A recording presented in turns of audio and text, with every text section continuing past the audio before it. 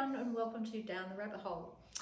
This week, Damien and I are off on holidays tomorrow, and so even though we still had a couple of the quilts left from Material Obsession 2, they were ones that we hadn't quite gotten around to publishing the PDF pattern and everything for you yet. So we thought that we would go back and do another Block of the Month quilt because they're nice to kind of insert in between things here and there. So this week we are talking about my Simple Folk quilt.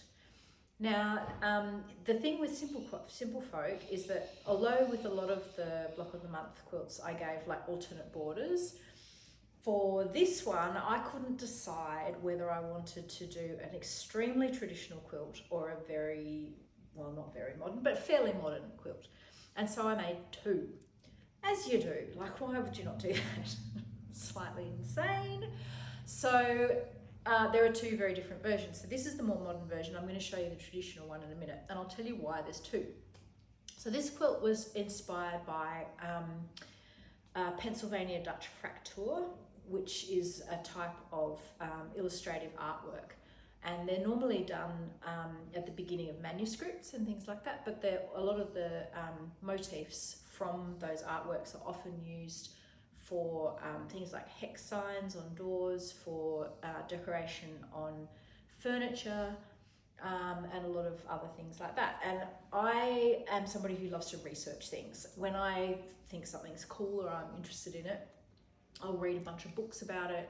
I'll, go down rabbit holes on the internet. I love to visit museums and find out things about things I'm fascinated in and all of that sort of thing. So I had been fascinated by Pennsylvania Dutch art and Amish quilts, obviously, but also most particularly furniture and carvings and paintings and things from Pennsylvania Dutch. And I was in Lancaster teaching a quilt show, actually, and there was a wonderful display of Pennsylvania Dutch artworks and things on, and so I went to that exhibition and I saw all of these amazing things, and I came home just so inspired and wanting to draw all of these beautiful animals and flowers and things that I'd seen in the paintings, and that's where the idea of the quilt came from. And so I really wanted to make quite a traditional looking quilt using a lot of those motifs. But then I knew that, not everybody's into the heavily traditional quilts, and my style traditionally is brighter and what have you. So we did one of each. So this one is the modern version. Both of the quilts have this same pieced block, which is the thing that sort of holds all of the applique blocks together. This, I would say, is one of my more difficult Block of the Month quilts. Some of them, even though they look really complicated, really aren't that difficult to make if you follow them through step by step. This one, if you're a beginner, like a really beginner appliquer or a really beginner piecer, this isn't your quilt, okay? Some of these blocks are really quite tricky to get together. The angles are pretty tricky, all of that kind of thing. We do have a little spot over the center so that you don't have to get those centers right. I do like to be kind every now and then, but I also wanted to have those little leaves coming off. And I really particularly wanted to get this situation going between the blocks. I really like this little traveling bit of piecing that runs and connects everything all together. So this block actually isn't about this, it's more about this. And that is why that's there. It's kind of holding all of those pieces together like a frame, so that when you look at things from further away, you get this here and not just this and this and this. That was the point of those blocks being in there. And then in between, all of the blocks between the modern and the traditional quilt are the same in the center. So all of these ones that are around in here. So this is quite a traditional, the two-headed bird.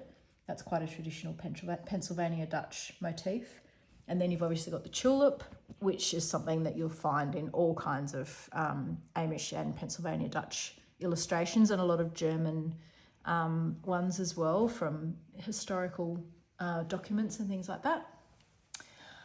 This was a motif that I saw something similar on a rug with that birdie looking over its shoulder. And it's actually something I've done in quilts in the past, having the bird look over its shoulder. And so I kind of loved that when I saw it. That was something that I'd actually designed myself, but I loved when I found it somewhere else. And then the heart with the wings is also something that's very traditional. You'll see a lot of pots and things like that, particularly in rugs, hooked rugs and things like that from that sort of an era. So that's where the idea for this came from. Again, the kissing birds, it's just a slightly different take on the kissing birds, but the little skinny heart particularly, that's another motif you'll find a lot in this kind of artwork, folk art and all of that kind of thing. This motif is from a hex sign that I saw that I really loved, so I kind of did a bit of a play on that. The leaves in here are put together with this fun little technique that I've done a couple of times. It's also in my whirligig quilt that we'll talk about a bit further down the track. And you actually use an anchor to have all of these fan out around each other, which is really fun. And the little hearts in here are reverse appliqued away. And we've got another vase over here, little urn. Again, the winged heart, which is always a bit of fun. And heart in hand, which is a very traditional motif from folk art. And then another vase over here. So, and the little house on a hill, that's right, down the bottom. I forgot the very bottom row, house on a hill. And that's another one that I got from a hex sign that I saw painted on something. So that's all of those centre blocks are the same on both quilts. They're exactly the same. And then the borders are completely different. So the border pieces for this quilt, every second one has this wreath going over the top, which comes to the point of those big pieced circles. It has a wreath over the top, and that kind of scallops along every second block around the outsides. In the corners, we've got these big trumpet flowers. And then every second block between the wreaths is a different animal, and they're all taken from different fraktur paintings and different manuscript illustrations and things that I found along the way. So we have a bear and then a horse, smiling sun, which is a very folk art. You'll find that in folk art illustrations from just about every country on earth. A deer. We've got a little folk art chickeny situation. I really like his tail. There's a fox and a squirrel, which it's possible that I threw the squirrel in from artistic license. I can't remember that he was actually in anything in particular. Now these ones are upside down because they're on the bottom of the quilt. So there's a unicorn and a peacock and a rabbit and a bull. And then my all-time favourite applique that I've ever done in my whole entire life. This is the disco chicken. Meet the disco chicken. I love him. He's my favourite. So you can probably see by looking at those pieces of applique that there are some little tiny pieces and some very pokey shapes and all of that sort of stuff. It's not applique for the faint-hearted. It's not easy. And some of the pieces are quite small. So if you've never done applique before, babe, I say this with love, this is not your quilt. Do one of my other bombs first and don't start with this one. However, it's really fun. And if you do like to applique, you will love doing this. Every single block has a challenge. Every single block has something different. And every single block will give you a real feeling of satisfaction, even more so in the traditional quilt, which I'm going to show you right now. Just starting over here for the benefit of everybody who wants to look at the whole quilt. There it is. So this is the more traditional version of the quilt, and you can obviously see that from the colours, just to start off for a beginning. When I was designing this quilt, I was designing fabric for Wyndham Fabrics, and they had just put out this beautiful collection of Susan McCord's fabrics, or they weren't her fabrics, but prints from the Susan McCord collection. So on the back of this quilt is the main print of it, which is a quilt, if you know anything about historical quilts, you'll straight away recognise.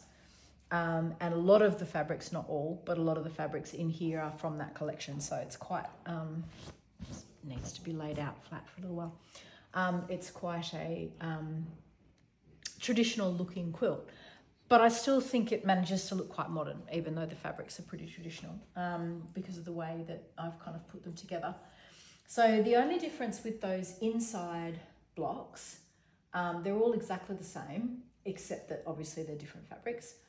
And in some of them, I've done a bit of a Susan McCord situation. So I pieced these together because I wanted to, because I was using those fabrics, I wanted to kind of bring that in slightly. So I have those little pieced bits. It's not in every block. There's only, I think that one and the heart down here has those pieced strips in there. And then there's a couple of the blocks, on the heart in hand, that has that pieced bit. And then there's a couple of the blocks where I did something slightly different, just to kind of bring, you know, a few little slightly different elements in for the more traditional quilt. The two-headed bird has that in there. But it's the border that really is the most different. And these blocks, it was a painted motif that was along the back of a beautiful piece of wooden furniture. It was a big wooden bench, and it was painted along the back of that wooden bench. And I just absolutely fell in love with the piece of furniture. And when I came to be designing this quilt, that was what really sort of jumped out to me that I wanted to use, was that beautiful bracket that was painted along the back of this this wooden bench. And so that is what that border is. Obviously changed and elongated and, you know, what have you, in order to fit a quilt rather than a bench, but that's what the back of that piece is. So that's the more traditional version. It says a lot really about me as a quilt maker. I think these two quilts is I often tend in my fabrics towards the modern, but in my inspiration I often tend more towards the traditional. So I guess both of these quilts put together are kind of like me in a bit of a nutshell. The back of this one obviously was that Susan McCord, but I'll show you while I've got it still sitting here, the back of the other one, which is unicorns. And that is a Ruby Star Society one, and I chose that because of the unicorn that was on. And while I've got this up, actually, I'm going to show you, where's my disco chicken? Let me show you the disco chicken the right way up, because I just love him and he deserves his moment in the sun. There he is. Isn't he just the best? I love him. Anyway, I digress. Thanks so much for joining me this week. Simple Folk obviously is available as the printed book on my website. There is a template set that comes with it that helps you cut all of those scary ass bit situations that are in there. And also has a lot of the circles and things for my perfect circle technique. The book comes with access to all of the video tutorials, which are extensive for this quilt because there's so much to learn. You also learn to make all those Susan McCord little print stripped together pieces for all of the applique. You learn both quilts. The book has both of the borders in, so it's quite chunky. It's a big book. And it has all of the templates and all of the stuff that you need to know to make both of these quilts. Even if you decided to just give one of them a go, you could just do a cushion with the disco chicken on it and then send me a picture, because I'd love to see if somebody did that. Anyway, hope you enjoy. See you next week, guys. Thanks for joining me.